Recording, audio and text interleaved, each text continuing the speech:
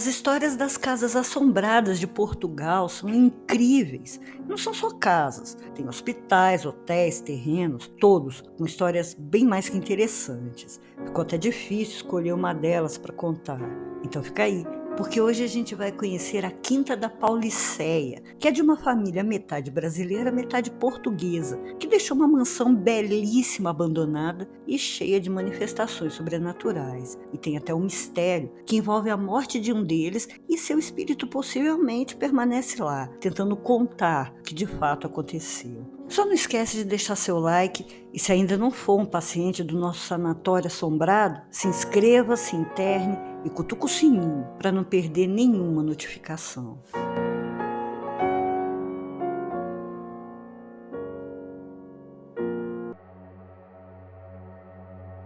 Boa noite, eu sou a doutora Plague, abrindo as portas do sanatório. Sejam muito bem-vindos a Portugal, um país lindo, cheio de lugares assombrados. Aliás, a gente tem muitos pacientes de Portugal, também padrinhos.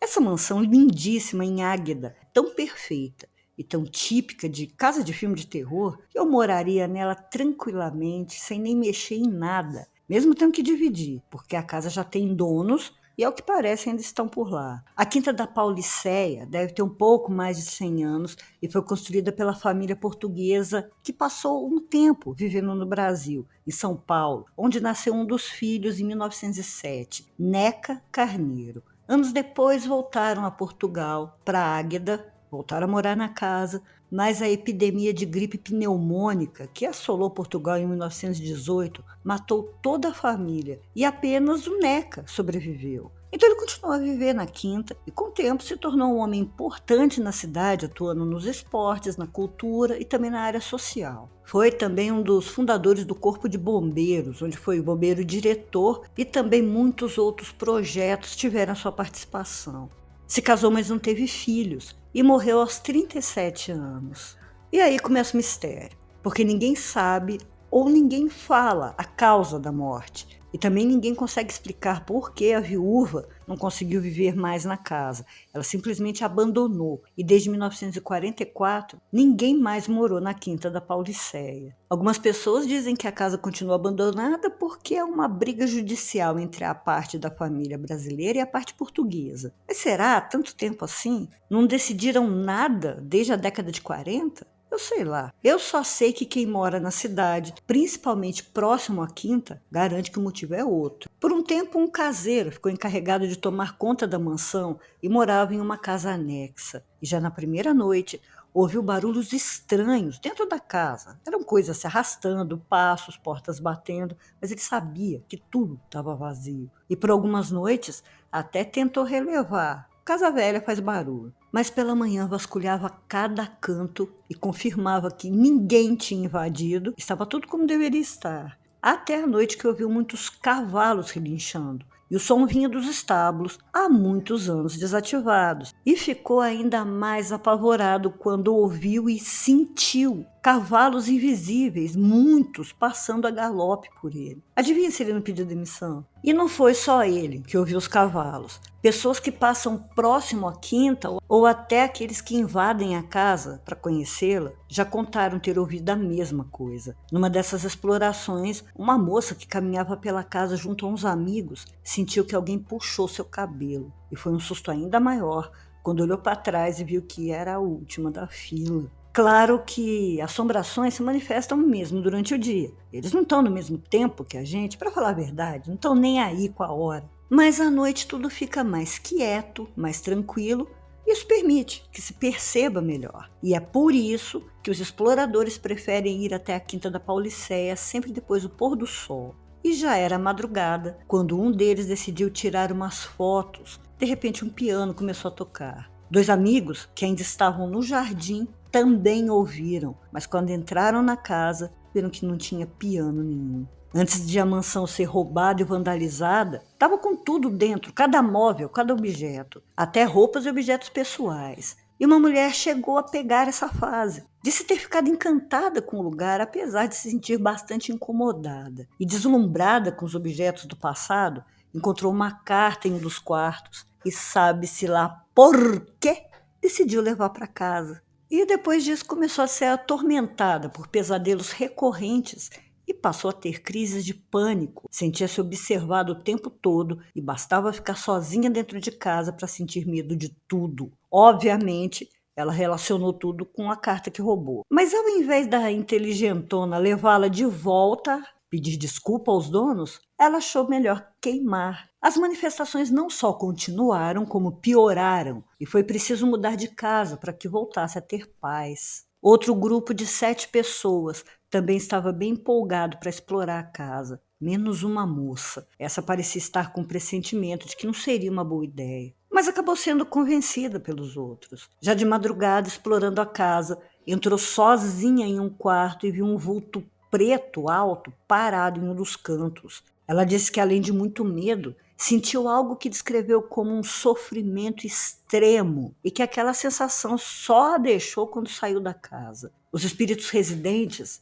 não gostam de visitas e nem devem mesmo gostar, né? Já que muitos deles entram para estragar o que já foi a casa mais rica e mais desejada da cidade. E outra mulher quase teve certeza que não era bem-vinda, da pior maneira. Enquanto seus amigos entravam e saíam de outros cômodos, ela entrou em um quarto em que se sentiu bem incomodada. De repente, ficou muito frio e a sensação de presença era tão forte que ela até pensou que um dos amigos tivesse entrado em silêncio. De fato, alguém entrou, mas não era ninguém que ela conhecesse. Aliás, não era ninguém nem que pudesse ver. Mas ouviu sua voz, vinda de algum lugar do quarto, e disse: "Vai-te embora." Apesar de ter ouvido nitidamente a voz masculina, que parecia irritada, não soube dizer se ouviu com os ouvidos ou se foi por telepatia, mas saiu rapidamente do tal quarto e não quis contar aos outros o que ouviu, já que poderia estar sugestionada pelas histórias da casa ser assombrada. Quando se juntou aos outros, uma telha caiu a poucos centímetros de acertar sua cabeça e agora, já bem apavorada, entendeu aquilo como um segundo aviso que poderia muito bem ser o último. Então convenceu a todo mundo que seria melhor ir embora. Outros que escaparam de ser os fantasmas da vez foi um grupo de adolescentes,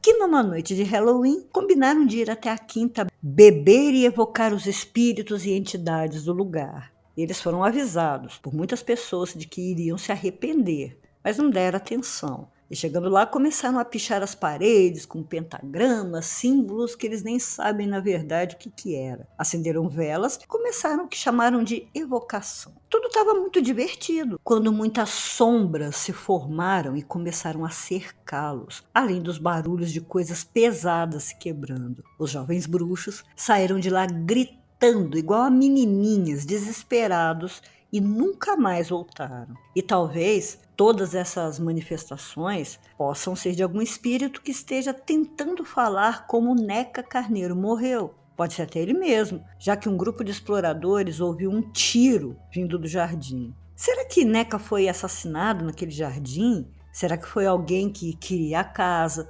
Ou, sei lá, invejava a posição social dele na cidade? Ou teria sido a esposa, que pelo remorso e o tormento do espírito do marido, fugiu da casa, abandonando tudo tempos depois? Seria interessante, né? Uma investigação séria, uma comunicação com os espíritos residentes para saber o que aconteceu.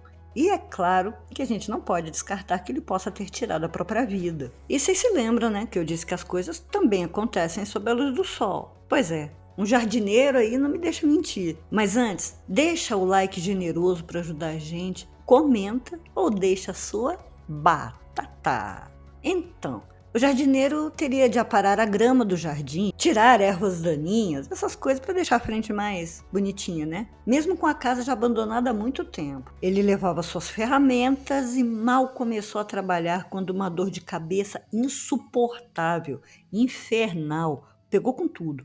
Tão forte que o fez vomitar. E ele, além de ficar com medo, achou muito estranho, porque disse que podia se contar nos dedos quantas vezes na vida teve uma dor de cabeça. Mas não aguentando mais, saiu da casa e a dor simplesmente sumiu. Ele, claro, não quis voltar lá e o serviço teve de ser feito por outra pessoa. Os funcionários foram mesmo premiados, porque outros caseiros passaram por lá até que ninguém mais quis trabalhar na mansão. Eles contavam ouvir sons assustadores durante toda a noite, não só aqueles cavalos fantasmas, mas gemidos, batidas, passos correndo. E toda essa perturbação fez ficar impossível continuar trabalhando lá. Por enquanto, o que se sabe é que há muita energia de doença e de sofrimento, e talvez até de um crime não desvendado. Essas energias todas se misturam à energia dos vivos que visitam a quinta, também de rituais feitos, mal feitos, que perturbam os espíritos, e tudo isso deixou a Quinta da Pauliceia sendo um dos lugares mais assombrados de Portugal. Muito obrigada por ter assistido até aqui. Se você ainda não é um paciente desse sanatório, se inscreva e se interne. Cutuca o sininho para não perder nenhuma história de lugares assombrados reais pelo mundo. Me ajuda com um like. Se quiser ajudar mais ainda, tá aí o Pix para poder comprar ração e remédio para os nossos bichinhos. Também pode ser um padrinho ou madrinha pelo Apoia-se. Todos os links ficam na descrição de todos os vídeos, lá embaixo, junto ao link do nosso Instagram. Doutora Plague, fechando as portas do sanatório. Boa noite. Vão dormir.